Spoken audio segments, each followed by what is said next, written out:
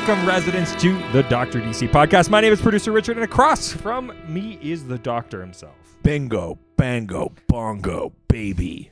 Oh my I god. think that's going to be my new sign-on. Holy shit. Did you say something cool? I've been workshopping it all week, baby. That's why I saved it for the last episode of the week. Oh my god. From now on, bingo, bango, Whoopsie. bongo. Get your bingo, Whoopsie bango, doopsie.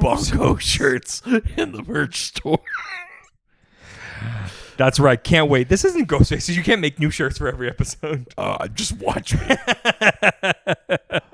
That's right. Bingo, bango, bongo. It's Dr. DC. That baby. classic. I only say it this episode. We make the shirt anyway. Yeah. Never say it again. It's a shirt for one episode. And not like a main real episode. A weird episode. to Yeah, do it yeah. for, It's basically it's like lesser than even a doc miss. Yeah. May as well have been on a special. But bingo, bango, bongo. Those who know. I think it's bingo, bango, bongo, like bingo and Bango bango and and bongo, bongo and baby. baby. You kind of want to make that shirt now. Yo Crow, it's up to you.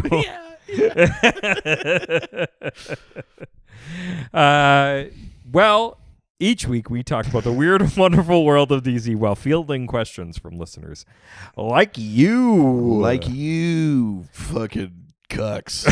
Whoa, hey, welcome to the table. Yeah. Took you long enough. Listen, I had fun energy with that bingo, bango, bongo gem, but now hostility. Look, I mean, you put that much energy out into the world, it could go in any direction after that. There's no telling what's going to happen. That's correct. That's chaos theory, I think.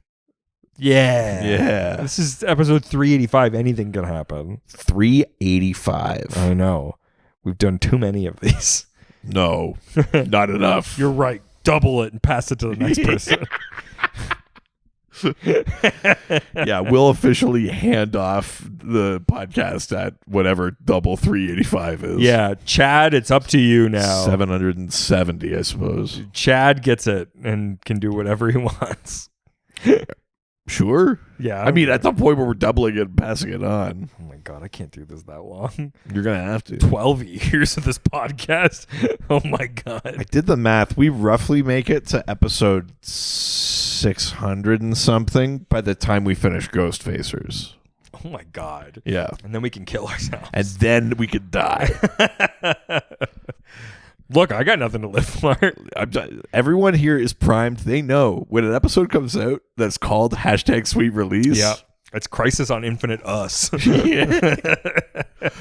Actually, it's Crisis on Finite Us.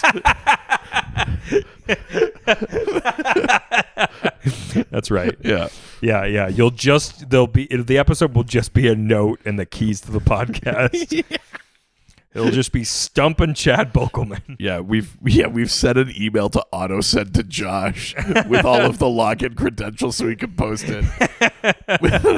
Yeah, I mean, the reality is it would be Josh and Alex Jaffe. Yeah. Yeah. I mean, that would be a good podcast. It would be. It would both be informational and hot. Yeah, and like less mean-spirited. Man, Yeah. it is a better podcast. That's a better podcast. Too bad this is the universe where 9/11 happened. Yeah. Implying it only happened in this universe. Because of us? No, but just we're the result. Yeah. Oh, This is the version of the podcast you get in a post 9/11 world. Osama bin Laden's who to blame for this. Yeah. It's a trickle-down economic situation. Yeah, it's trickle-down terrorism. Meaning this is a form of terrorism. Yeah, I think so. Yeah. It's a form of audio terrorism. That's right, motherfuckers. Yeah, you'll never see me coming. You'll never hear me Podcast. Yeah. You'll never hear me podcast. You'll never hear me complaining about not getting a good night's sleep. Casper Mattresses is sponsoring this episode. It's the last week of Fanagar, baby. Do you need better help? Just the Mandarin doing sponsored content. Have you ever had vitamins AG1? He does a mid-roll in the middle of his manifesto video. I start every day with 3 scoops of AG1. It's how we listen to podcasts right now. Yeah. Yeah. What I like about it is the bioavailability. We've listened to too many of these.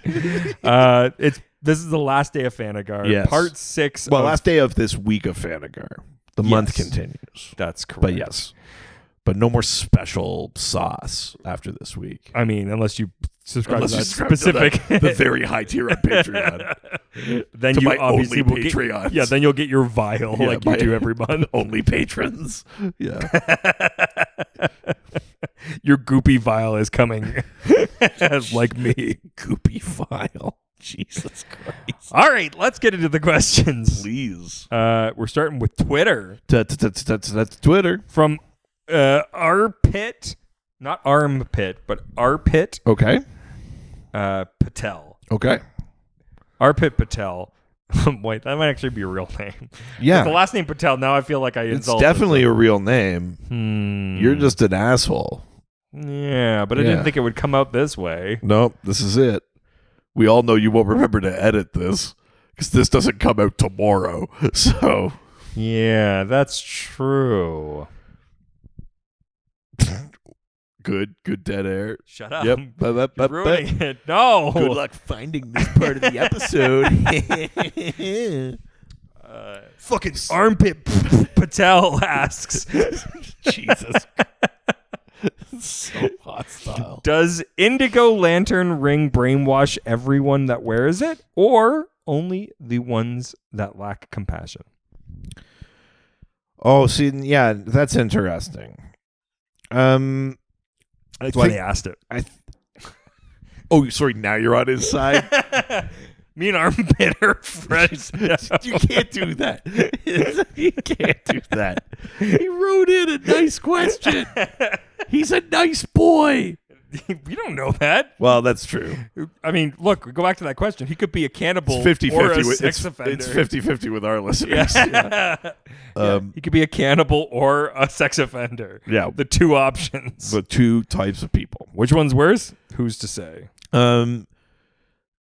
So a couple of examples of indigos who weren't like thralls. One would be, Ray Palmer during Blackest Night gets inducted into the Indigo tribe. Mm-hmm. He doesn't like. That was more of like it emphasizes his compassion. He gets awarded that because of his compassion. Yeah. Not be. You know what I mean? It's not. It wasn't like you have no empathy. Welcome to the Indigo tribe. Oh. It's the opposite, right? He feels a lot and feels very deeply, and that was why he was chosen. So that's actually an example of the opposite. Now, we talked about it in an earlier episode. The Indigo tribe is largely made up of criminals, characters who are forced to put the People ring who are on, lacking empathy, and it forces empathy onto them. But not everyone. Kyle Rayner is another one chosen for the Indigo tribe.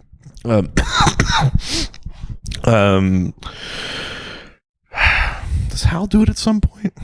Maybe.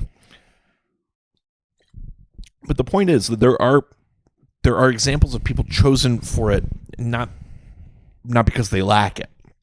So, across the board, does it brainwash you? No. I do think that you've pointed out a thing where it's like for the people that don't have it, that is the brainwash thing. If you already have compassion, you're not brainwashed. But there's another element to this, which is that the idea of the emotional spectrum is that nearer the middle of the spectrum, it's about something that you have control over. sure, Will, and then, you move just out. Hope and fear are things that like you can learn how to wield and learn how to, foster and things like that. And as you move further out, you get to greed, and you get to compassion, and you get to love, and you get to rage. That those are emotions that can overtake your reason, that they control you, not the other way around. So there is like there's some kind of canonicity to that idea too. So, Indigo is on the further side. So I think there is like it makes sense that it's one of the colors that kind of leans that way. You know, when you get inducted into the Sinestro Corps, you don't go like, like, you don't go nuts. You just go like, yep, that tracks. I'm terrifying, or yep, I've overcome fear. I could do like whatever those things are. Like, I could control my fear. So is the relationship always like, it's just that you have an extreme reaction? It seems extreme, like, emotion regarding that, like that emotion. So like, it's either you're like very afraid, or you're very like, you like to like hold fear. Like you just have like an extreme relation to that emotion. So for the Sinestro Corps, it's often like you possess the ability to, you know, wield great fear or cause great fear. If I'm like a terrified person. But Jessica Cruz, for example, in Future State, she learns how to master her fear. Sure. Which is not vastly different from the Green Lantern thing, but, you know, there's a slight semantic difference. Would you become a Sinestro? But she becomes a Sinestro Corps. Just being afraid doesn't give you a Sinestro Corps ring. But she, through her having her like agoraphobia and all these kind of things, she knows she has like a knowledge of fear. She understands fear. She knows how to control it in herself. That is what. Sure. Being just scared doesn't make you a candidate for the Sinestro Corps. It's about how to manipulate, use, inflict fear. That's what gets you in. Okay. Yeah. All right. Well, let's leave Twitter and head on over to Instagram. Now we're going to Instagram, take some questions and answer them. Baby, I don't know what to do with all those Instagram comments. Yeah, they're coming again. Good night, White Horse. I don't know why that's in here. Well, because he says good night, Seattle, or whatever. Yeah. But like, I'm not in Seattle. Good night, internet. Like, am I in the internet? Yeah. That Frasier didn't say good night, TV. You fucking idiot. Good night, radio. More appropriate because he was a radio show host. Instagram, they ask the little pasty who responds with a question. Okay. Which is, why is Captain Cold the best Flash villain? Oh, man. Well, what I like about Captain Cold, I've talked about it when we did our Captain Cold episode. What I like is, I like a villain that's kind of like the full opposite of a hero. And I don't mean, I think I talked about this on that episode. He's slow. But there's a difference between being an opposite and being a mirror. Yeah. You know, Superman has mirror villains, Zod, Bizarro, you know, but his opposite is Luthor. I fucking love Lex Luthor. Yeah. Batman has mirror villains, you know, you think of even like someone like Deathstroke or something like that, but his opposite is Joker. Yeah. For the Flash, his mirror villains are obviously like other speedsters, you know, Thawne, Zoom, whatever. But Cold is his opposite in a bunch of ways. So you said you know, the moving slow thing. So the turtle, you go, is he the opposite? You go like, his powers mirror his more. power works in inverse, but that's not quite the same thing. Maybe with a different character, but the same power. Sure. He might have been. But the thing that I love about Captain Cold is, for example, you know, even with the retcon of his mom dying, Barry more or less grows up with a nice family. It's either his family before that retcon, or it's a nice family that takes him in after. Yeah. He more or less has a nice family. Snart has a lousy upbringing. He hates his dad. Barry fucking loves his dad. He's trying to prove he's innocent. Mm-hmm. Barry is well educated. He's a scientist. Snart is a blue collar guy. He works with his hands and stuff like that. Barry's a cop. Snart's a criminal. Barry gets flash powers, which is obviously speed, but it's about like that molecular agitation thing, right? It's energy, right? That's why he can phase through stuff. He can move fast. It's about just movement generally. Snart is the man that mastered absolute zero. 69 as well, ladies. And so that's about like negating molecular movement. So they've got they don't just have a great face-off in terms of their powers or abilities. their entire worldviews are opposites. Their entire like beings are opposites, and I think that makes for a compelling villain. You know, that doesn't mean every character you go down the checklist, and if anything matches up, you go like, oh well, never mind. But I think part of the reason why Snart is so enduring and why we keep coming back to just like a guy with a cold gun is like a big villain for the Flash. I think part of that is because they're so well set up to be opposites that way. So it's a thing I love about Snart, but also, you know, the idea of like, think of like where they are similar, right? You know, Snart has a code, right? And he just wants to be a crook. I love the fact he's just a crook. Yeah. I don't give a shit about world domination. I don't want that. I don't want to like break the universe. I just want to score. I don't even want to like take over the city, but for the most part, you know, I just want to do this job with my friends and then go have a beer with my friends. Yeah.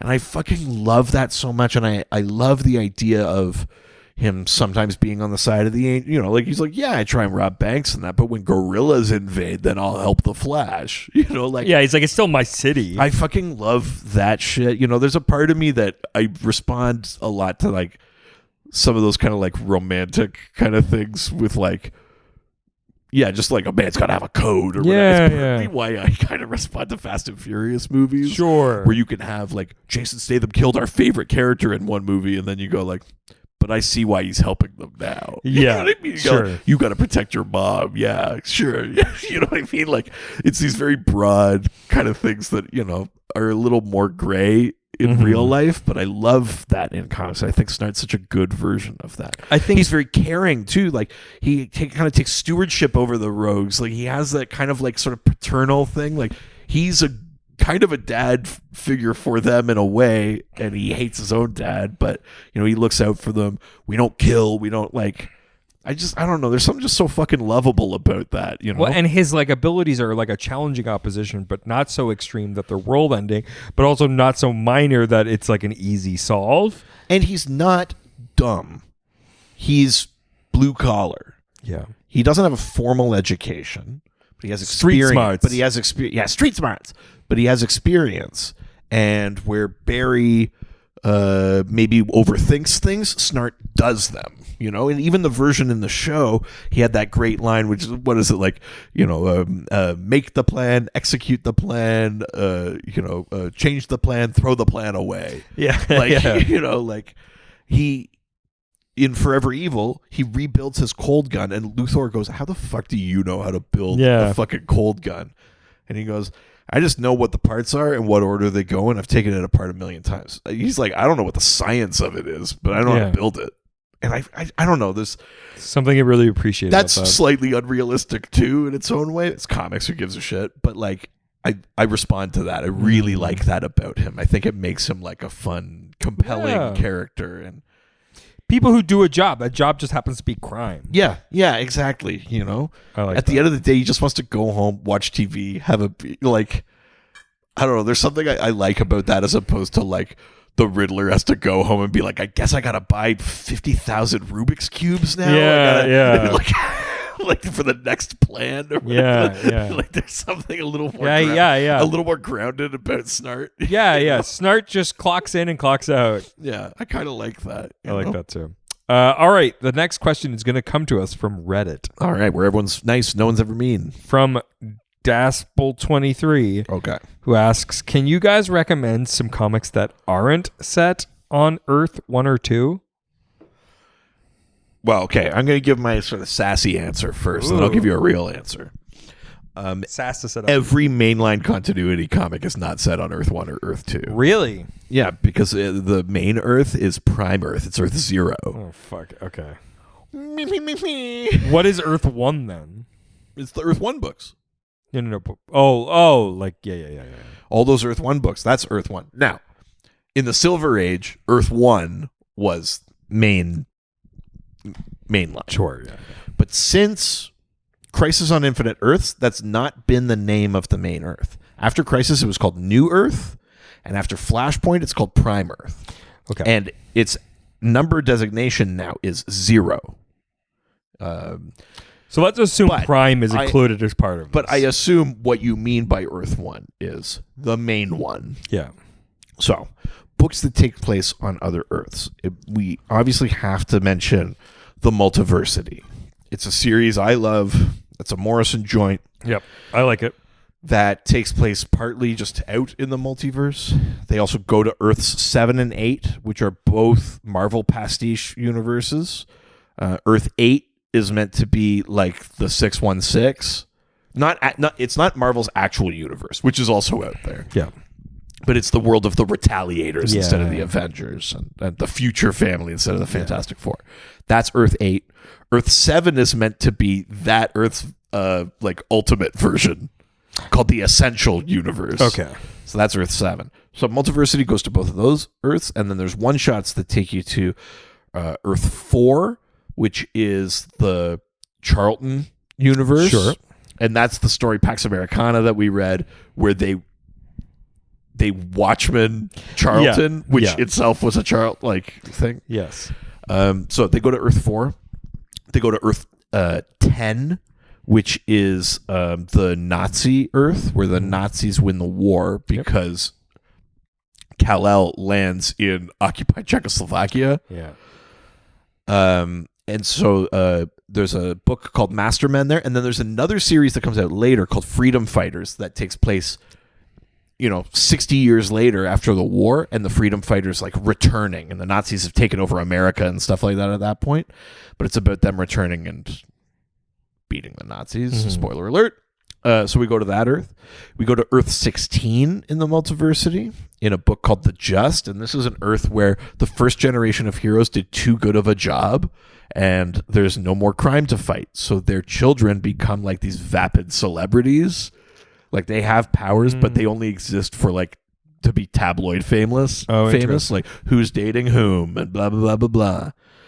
And so you have like Chris Kent and Megamorpho, and Luthor has a daughter, and it's kind of got a sort of gossipy kind of vibe to it. We go to Earth 20, which is a pulp Earth, home of the Society of Superheroes with Doc Fate, like Captain Blackhawk, a bunch of like these kind of like pulpy kind of 40s characters. They're all wearing like leather jackets. Oh, cool. Big scarves and shit. And they fight a counter Earth called Earth 40, which is like the villainous version where there's Vandal Savage. Oh, and, nice. Stuff like that. Yeah, the Immortal Man is on that Society of Heroes team. So we go to that Earth. We go to... we dip in on a bunch of other Earths, but the Multiversity is like a real fun romp. Yeah. Worth checking out. That's a fun one that takes place all on other Earths. There's a book called The Multiversity Teen Justice, and that takes place on Earth 11, which is a gender-swapped Earth, and it's about a young group of heroes on that planet, which is a lot of fun. There's a whole Earth 2 series. Well, I'm sorry. I guess other than the Earth 2, but also check out Earth 2 from the New 52. That's a pretty good series. Crime Syndicate had their own book at the start of... Great series. At the start of the Infinite Frontier era, Crime Syndicate had a book. I love Crime Syndicate. Six issues. And that's on Earth 3.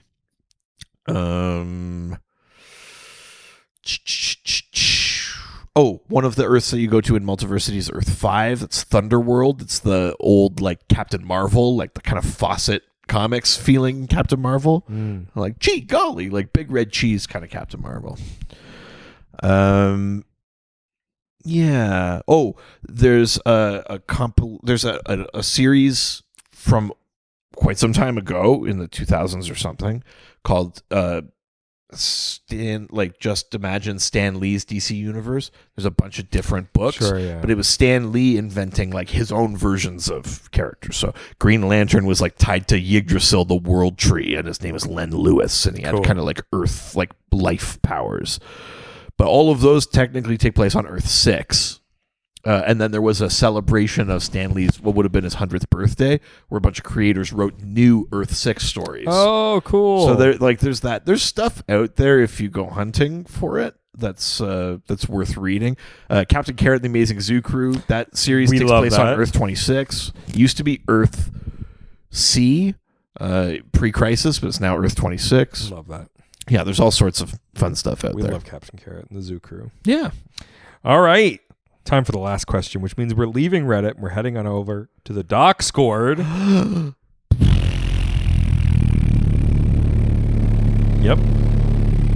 It's a long exhale for a possible song, which you've obviously... Every docs you scored. Ooh.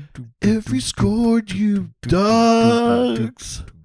Every single scored. Every docs I scored. I'll be doc scored you. Sure. Every docs I score for you. Yeah, you're going to do... I'll be missing you. You're going to do that version. All right. The Doc Score question comes from Butt Fart Butt, who asks, what's your pitch for a new DC story arc heavily featuring Jarro? Oh, Jarro. Who's Jarro? So after No Justice, which takes place right after Dark Knight's Metal. Yep. There was this short thing called No Justice about the Omega Titans. It's got its own kind of cosmic thing. Starro dies in that. Starro is helping. A bunch of villains and heroes are teamed up to save like cosmic kind of things. Starro dies, but then one little piece of him survives. He gets put in a jar, and Batman kind of raises him like a son. Like what? He calls Batman dad. Batman calls him son a couple of times. Jarro imagines himself to wear a Robin costume. This is a starfish, right? Yeah, so it's just a little starfish. He hangs out on like Bruce's shoulder and he goes like, "Can we do it, Dad?" And he goes like, "All right, Jarro." And like, it's so adorable. It's the cutest shit in the world. That's adorable. I fucking love Jarro so much. Oh boy. A pitch for a story heavily featuring Jarro. I mean, I don't know. I liked the story we got. The thing with an idea like that is you can overdo it. Sure. And I think if Jarro like was still a part of like the Bat family, I'd be like, oh really? But like in those big kind of cosmic Justice League stories, we're talking about like Justice and Doom and Starman is there and like all sorts of these big characters. Then having a little like starfish that calls Batman dad, it doesn't feel out of place. We're going to the 6th dimension. There's imps. There's, that doesn't feel out of place. Like to just pitch here's my Jarro series. Like, okay, I've got a pitch. I think Jarro should maybe end up in space. Put him with a team like the old what was it called? Like Rebels or Legion or one of those kind of like teams or something. I've got a pitch. Sure. So, it's like an Aquaman focused story where basically like sea creatures, like water creatures from across the universe find out the way that Earth treats its water beings. Sure. And like puts them in aquariums and like does all this thing and just like the like water syndicate or whatever is just like, we've had enough. Yeah, what the fuck? Yeah. Earth's getting taken down. Yeah. And Jarro has to be like, hey, like, I know what you guys are saying, but like some people can be good. Look at even Batman can be good. I like that. Yeah. It's got a little bit of the drowned Earth thing in there. Yeah. We've established like other kind of waters out in the universe and stuff. That's my fun. pitch. I like that. That's a good one. Well, we should go with Lobo or something. But Batman gives him like, "Don't you let anything happen to my boy." So like that becomes like, you know how Lobo's got a code too. He's one of those guys who's like, "I promised Batman I would look after you." Like what's that? A Lobo and Jarro like road trip through the stars kind of thing, where Lobo has to tone down like his shit because he's like, "No, he's just a kid. I can't be like hitting on Keezy femmes around this kid." What's the like Japanese like story with like the kid and the father or whatever? Oh, you think like the thing from Bob's Burgers? Yeah. No. But that's actually based on like a real Yes, thing. I know, but I'm just talking about the whole thing. Yeah, like that concept. it would be kind of like that. Actually, I like that. I sort of like that. Yeah. Fuck yeah. All right. Well, that was the last question. Oh my god. And the last episode for the week of episodes. God. Fanagar Fanstravaganza. We fucking did it. We did it. And great. Good energy. Let's get us across the finish line. Well, we'd love to hear from your residents. So why don't you send us face planting in the mud like 10 meters from the end. Why don't you send us questions when we ask for them in future episodes? Well, next week's episode is about a thing that's been decided by now. So go online and check it out. I was going to say, there's a whole lot of questions in the upcoming. Hey, by the time that you're listening to this, it'll be out there. Yeah. Right now, there's a bunch of question marks around that episode in the upcoming episodes section.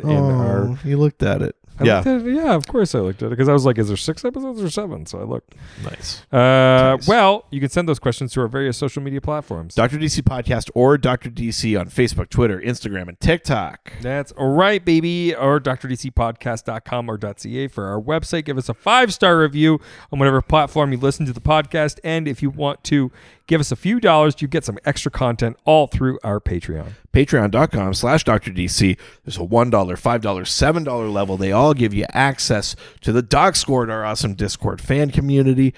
And over there, we at the higher levels, you also get bonus episodes, theme pools, all sorts of fun stuff that helps to support us. On Twitter, the Fanagar Tournament of Pandering is still going on. Mm-hmm. On Patreon, the Second Chance Tourney is happening. That's right. 1 week from now, for Golden Age patrons, the Fast X episode of Toretto Talks is coming out. People can't wait. Hey, the internet has been a buzz. Yeah, about our take on Fast X. Fucking stolen valor over here. You're not in it. It's under the umbrella of my podcast. Yeah. Yeah, the holding company is. That's right. I'm the black press of this podcast. Yeah, that's niche. All right. Well, if you want even more content from us, I think you might enjoy Ghostfacers, a supernatural rewatch podcast, which goes through every episode of the CW's TV show Supernatural. You're really drunk right now. I'm all right. I'm fine. Look at how you're holding. Fine. They can't tell. I can, though. I know. It's fine. CW Supernatural. We go through every single episode of that show. We're into the season 7 at this point. It's tons of fun. Even if you don't like the show, we have a lot of fun. But actually, I mean, just get the fuck out of here if you don't like the show. If you don't know if you like the show, give it a chance. No. You either are in or you're... Spit on your hand and try it for the first time. What? Okay. But yeah, because you can put it from your hand to anywhere. But why are you spitting on your hand? Because then you can lube up anywhere you want to prepare yourself for the show, to enter you. Sorry, this is you proving you're not drunk? Yes. Nice. Fuck yeah. Ciao, ciao. Adios. All the superheroes, they always fight for what is right. Live with danger and adventure, they are men of might. This was a Brain Freeze podcast.